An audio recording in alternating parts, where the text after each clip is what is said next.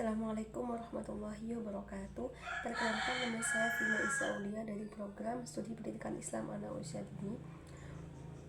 Oke, di sini saya akan memberikan kesimpulan di makalah studi hadis tentang materi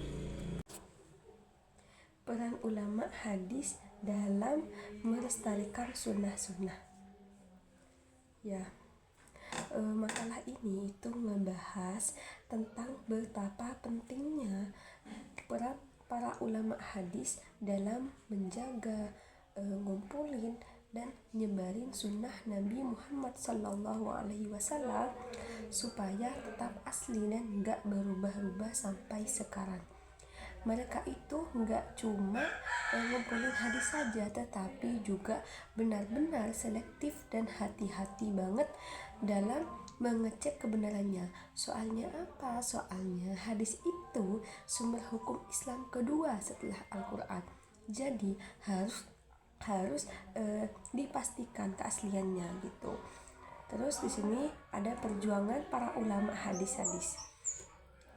Jadi para ulama seperti Imam Bukhari, Imam Muslim, dan Abu Daud itu rela banget keliling jauh-jauh dari satu kota ke kota lain cuma untuk dengerin dan mencari hadis langsung dari para perawinya gitu, atau orang yang meriwayatkan hadis itu.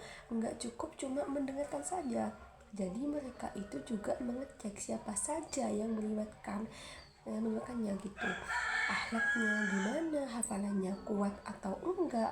Terus pokoknya itu bener-bener disaring sedetail mungkin gitu agar tidak salah. Imam Bukhari misalnya, dari sekitar 600.000 hadis yang beliau pelajari, cuma 7.000 yang dianggap sahih dan dimasukin ke dalam kitab-kitab Sahih Al-Bukhari. Begitu juga Imam Muslim dan Abu Daud, mereka itu juga punya ribuan hadis, tapi yang dianggap sahih dan layak dicatat hanya sebagian kecilnya saja gitu. Jadi nggak semuanya itu sahih. Terus cara mereka memastikan hadis itu asli, caranya itu mereka itu mempunyai metode-metode sendiri yang keren banget. Seperti apa contohnya? Ilmu sanad. Jadi mereka itu mengecek rantai perawi, nyambung enggak ke Nabi, seperti itu. Terus jar wa ta'dil, yaitu menilai karakter dan kejujuran perawi, seperti itu. Dan matan, isi hadisnya cocok enggak sama Al-Quran dan hadis lain yang lebih kuat, seperti itu. Jadi mengecek isinya seperti itu. Terus perbandingan yaitu apa? Yaitu mereka bandingin antara satu riwayat dengan yang lain, bahkan sampai bandingin bacaan lisan sama tulisan, seperti itu, biar gak salah ya. Jadi gak heran kalau hadis-hadis yang sahih itu benar-benar teruji keasliannya sampai sekarang, karena emang benar-benar dijaga ya, benar-benar dicek agar hadisnya itu sahih dan benar gitu. Kenapa kita itu harus paham dengan hadis yang benar? Kenapa? Karena penting banget untuk kita itu mengerti hadis dengan tepat, apalagi pas ngajarin ke anak-anak, masa kecil itu waktu yang paling krusial buat nanam nilai-nilai agama. Kalau ngajarnya itu salah, ya itu bisa-bisa anak itu malah takut atau salah paham sama Islam gitu. Makanya butuh guru atau orang tua yang mengerti benar-benar soal hadis gitu, dan bisa nyampainnya dengan bijak dan penuh kasih sayang, seperti itu. Imam Al-Ghazali aja itu bilang, anak itu ibarat tanah kosong. Kalau kita tanam yang baik, hasilnya juga baik.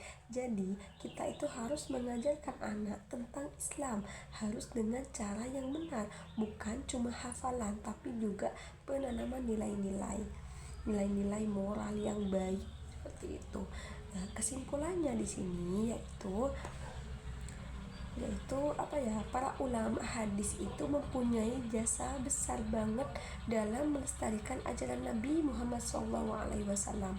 Mereka itu udah berjuang keras untuk mencari, mengecek, menyaring dan nye, nyatetin hadis-hadis supaya tetap terjaga hasilnya gitu. Ilmu mereka dan metode yang mereka pakai bikin kita hari ini masih bisa belajar Islam dari sumber yang bisa dipercaya. Terus penting banget juga buat mengerti hadis secara benar, terutama buat ngajarin ke anak-anak. Supaya apa? Supaya mereka itu tumbuh menjadi muslim yang paham agama, cinta sama Rasulullah dan punya akhlak yang baik.